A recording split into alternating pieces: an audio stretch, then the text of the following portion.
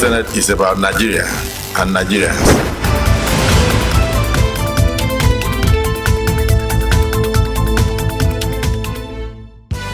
Electricity sector gets a boost as Senate approves $500 million World Bank loan for the production of meters. And that is where the efficiency and effectiveness of governance should be instituted and maintained. And Senate makes case for local government autonomy. Good to have you join us on yet another interesting episode of Inside the Senate, a program that brings you reports on activities from the Senate Chamber of the National Assembly. I am your anchor, Hadiza Bayero Aliu. Lined up on our program are reports of bills and motions considered on the floor of the Senate last week. Among them is a report on the Senate's approval of $500 million World Bank loan to provide electricity meters for Nigerians.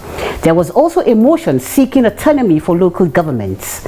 These and more coming your way after the break. Please stay tuned. Promote the unity, happiness, and prosperity of Nigeria. The Defense Industries Corporation of Nigeria Act, Repeal and Reenactment Bill 2023. And this act should be supported by all. There are issues that we must use this opportunity to critically address. We accord this motion the urgency and the necessity it requires. I rise the second motion. The ayes have it.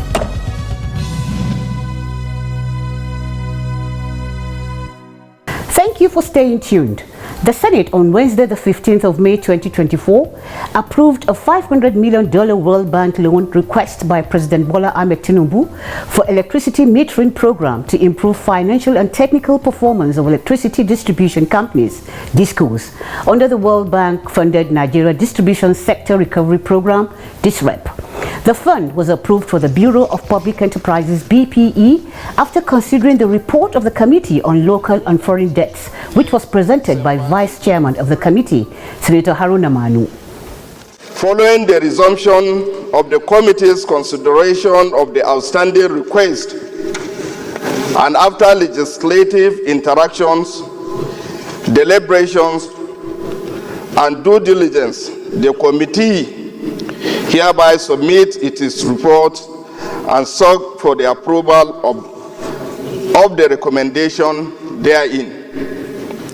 The committee notes, most importantly, the terms and conditions under which the loan will be borrowed will not in any manner compromise the sustainability of the Nigerian economy or hinder the integrity and independence of Nigeria as a sovereign nation. Inquisitive about Senator representing Ogun West Senatorial District, Senator Solomon Adeola Olamilekon, rose up to inquire specifically what the loan is to be used for.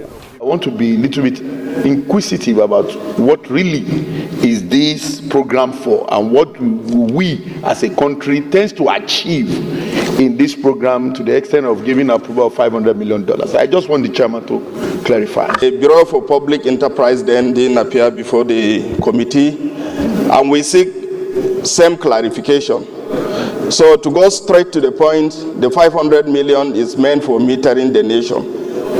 They are borrowing this money is for metering the nation. With that, the report was considered and the Deputy Senate President, Senator Barrow Jibrin, who was presiding over plenary that day, ruled in favor of approving the loan request after a voice vote.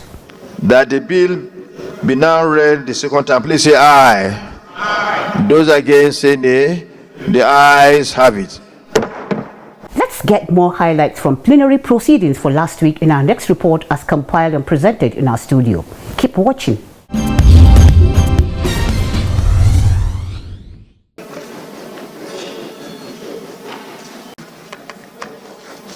Another report considered last week during plenary was a report of the Committee on Power on the planned hike in electricity tariff and the need to halt the proposed increase by distribution companies.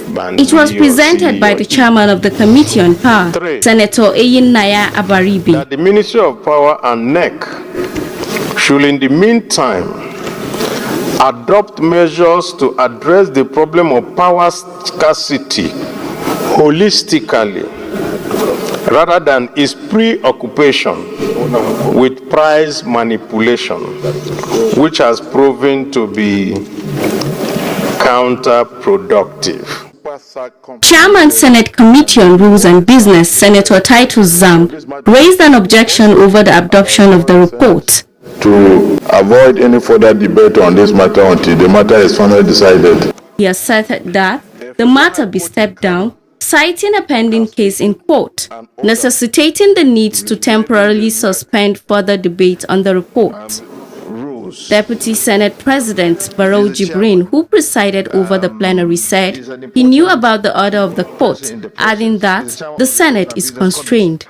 I think having raised the issue by the Chairman Rules and Business Committee, we need to tarry a while, go with his observation, and then try to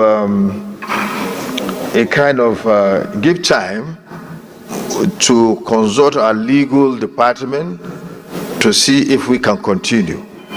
This is my opinion, I cannot disregard the suggestion or the observation by the Chairman Rules and Business.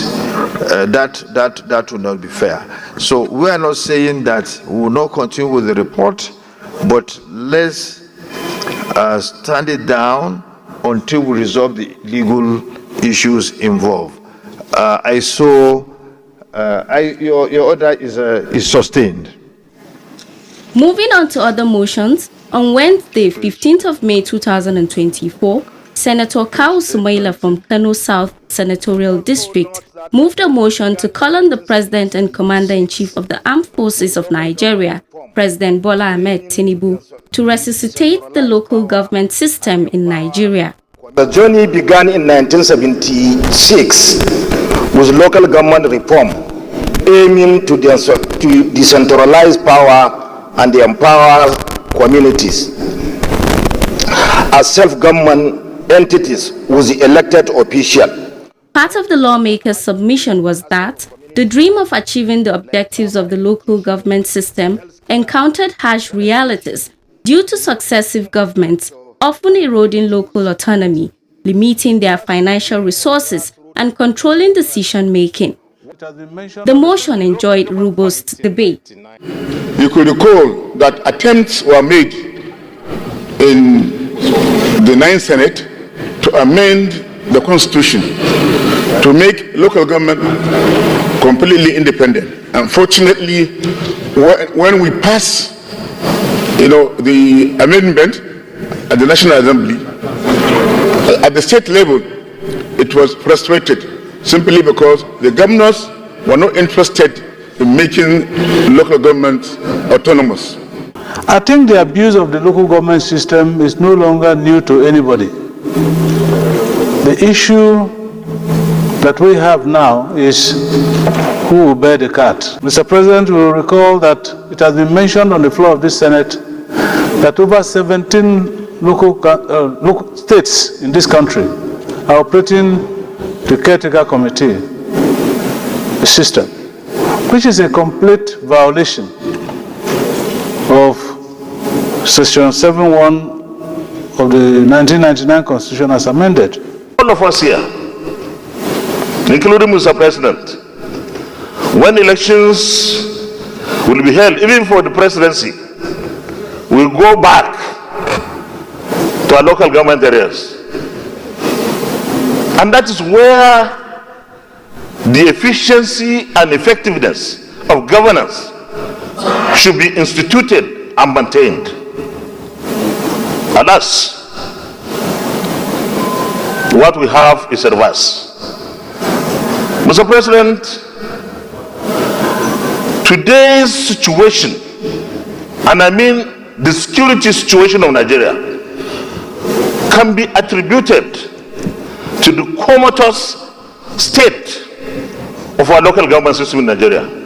Governors right now control the state houses of assembly, so they will never let the state houses of assembly make laws that will remove them from directly supervising how those funds will go. Therefore, in amending the Constitution, we should go back to Section 7, where this local government controlled by governors is, which is on the joint state and local government account, which means that if we control that and put strictures separating the state from having access to those ones, then we solve the problem. By now, we should follow what the Supreme Court said and give autonomy to local governments. Otherwise, even after that judgment, Mr. President, a lot of governors are still doing caretaker committees. The Supreme Court said caretaker committee is alien, it is unconstitutional, it is illegal. If something is illegal, why are we then allowing them to take funds from local governments? Prayers for the motion were to urge the President Commander-in-Chief to champion the cause of full autonomy for local governments in our nation with a view to unlocking a brighter future for all Nigerians where persistent security threats, rural-urban migration, decaying infrastructure and widespread unemployment are addressed. Convene a national dialogue involving governors, state legislators, local government officials, civil society organizations, and community leaders to discuss the roadmap towards achieving full local government autonomy. Use his leadership and influence to persuade the federating units and all critical stakeholders in the constitutional alteration processes and administrative bottlenecks to embrace the vision of full local government autonomy. Also champion changes to the constitution that enshrine and guarantee genuine independence for local governments, granting them control over their resources, decision-making authority, and the power to chart their development path. Urge federal agencies to fully comply with existing legal provisions that empower local governments, ensuring timely release of allocated funds directly to their bank accounts and streamlining administrative processes. Unified electoral system and tenure of office of the chairman, councillors of the local government in Nigeria. Stop further with the allocation of funds to caretaker committee-led local government area, and carry out any other assignment which, in the opinion of the Senate, can assist in achieving the objectives of this motion. Prayer, please. Aye. After the debate, the motion was voted on and adopted. Have it.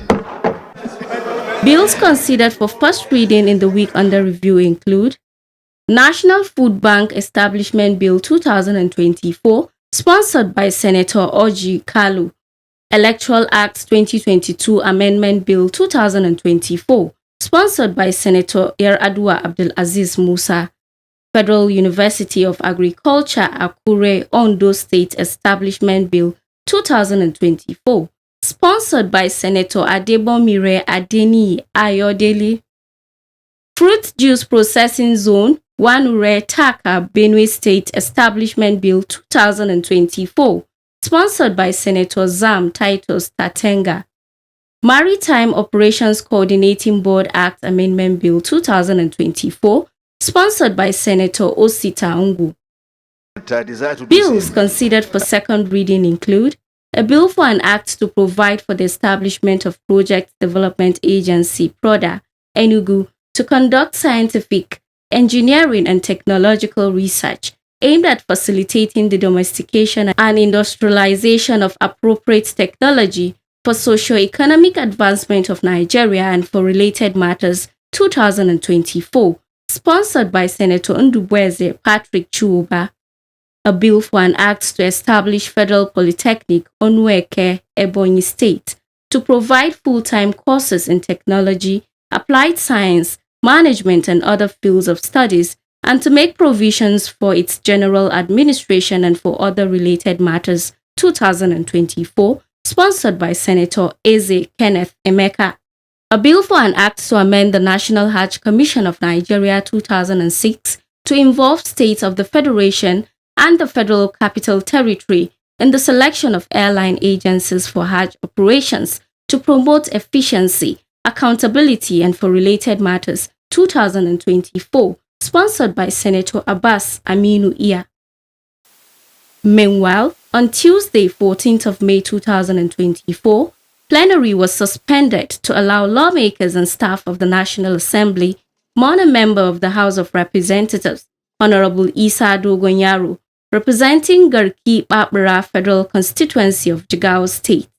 Late Honorable Dogon Yaro died after a brief illness in the early hours of Friday, 10th of May 2024, at the age of 46.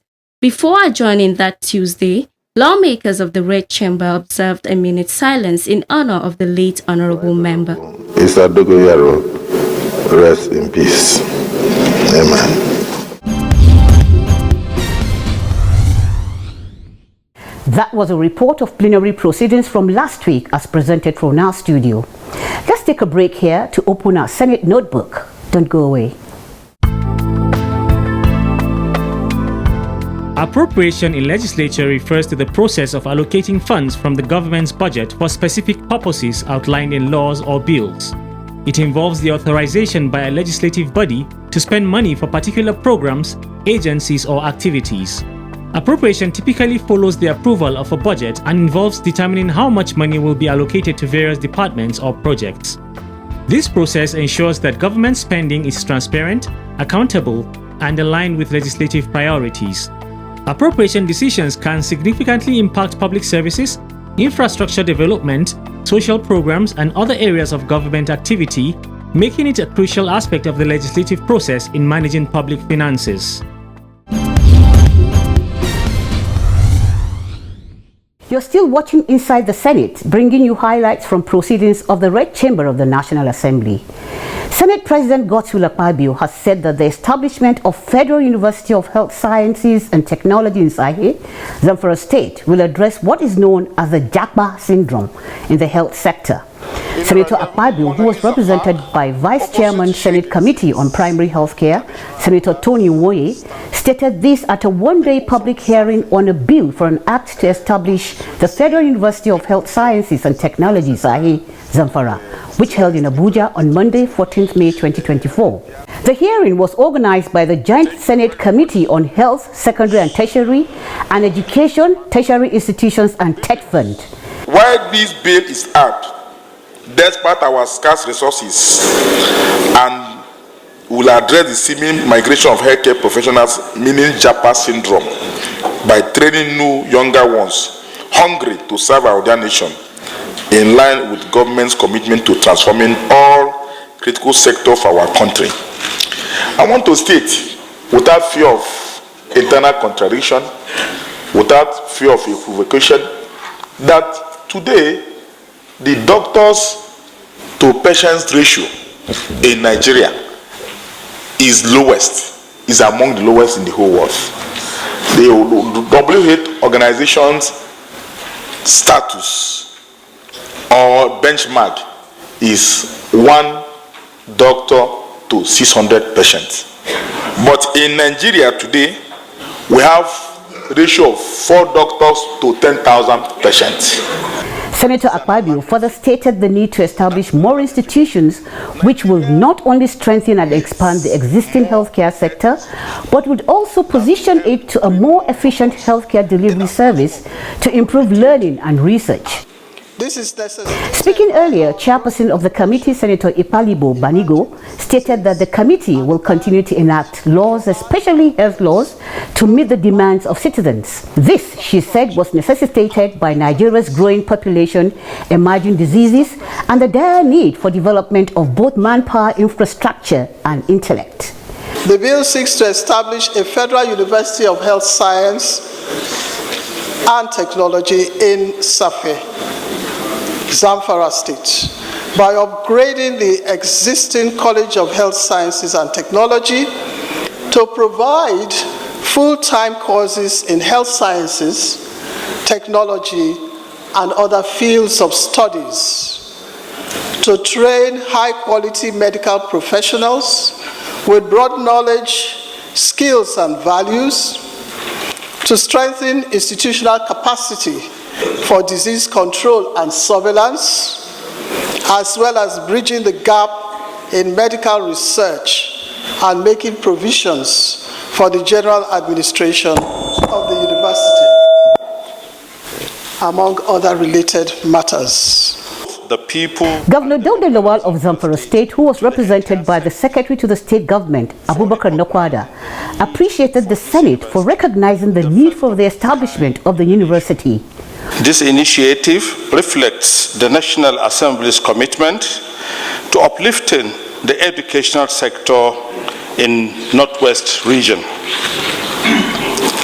Our sincere appreciation also goes to our distinguished Senator Ikra Aliyu Bilbis for this invaluable contribution and efforts that have brought us to this critical juncture.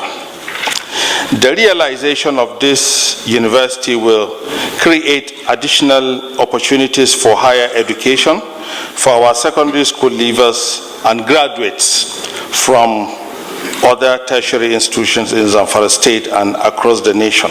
The efforts of National Assembly. On his part, Minister of Health and Social Welfare, Professor Ali Pate, who was represented by Director of Hospital Services Department, Dr. Jimo Salahuddin, stated that increasing the capacity of workers was commendable. Other stakeholders present at the event lent their voices in support and appreciation to the Senate for the bill. Up next is our profile segment. Stand by for our Senator of the Week.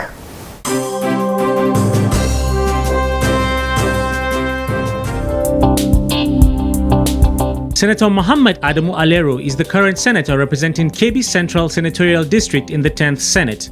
He was born on the 1st of January 1957 in Alero local government area of Kebbi State. He received his primary education at an Islamic school and his elementary education, which commenced in 1965, at Alero Town Planning School. He then attended the government secondary school in Koko and graduated in 1976. This was followed by admission into the School of Basic Studies at the Ahmadu Bello University, Zaria, where he enrolled in the Interim Joint Matriculation Board (IJMB) certificate program. He began his undergraduate studies in 1977 and graduated with a Bachelor of Science degree in Political Science in 1980. In 1981, Senator Muhammad Adamu Alero began his working career as an administrative officer at the College of Education in Sokoto and joined the Nigerian Immigration Service in the same year.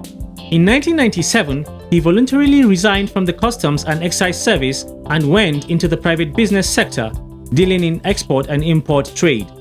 His political career began in 1998 when, running on the platform of the now-defunct United Nigeria Congress Party UNCP, he contested and won the Senate seat representing Kebbi Central Senatorial Constituency, but the results of the election were annulled soon after they were announced. Following the death of military dictator General Sani Abacha and a brief period of transition, new elections were held. Alero, now representing the All People's Party APP, which was later renamed All Nigerian People's Party ANPP, contested and won the Kebbi State gubernatorial election.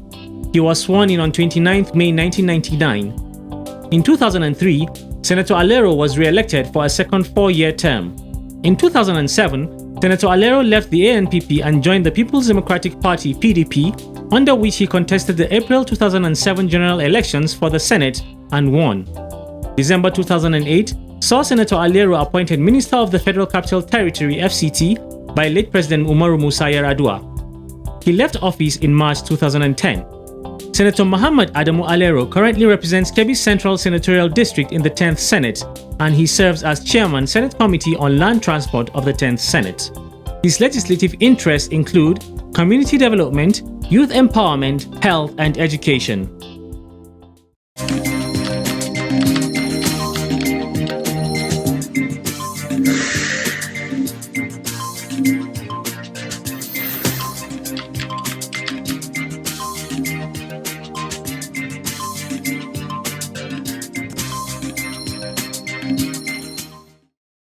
With that, we draw the curtain on this episode of Inside the Senate. Feel free to connect with us via our social media platforms showing on your screen to watch all episodes of Inside the Senate. Join me again next week for a fresh edition of the program. Until I come your way again, stay safe.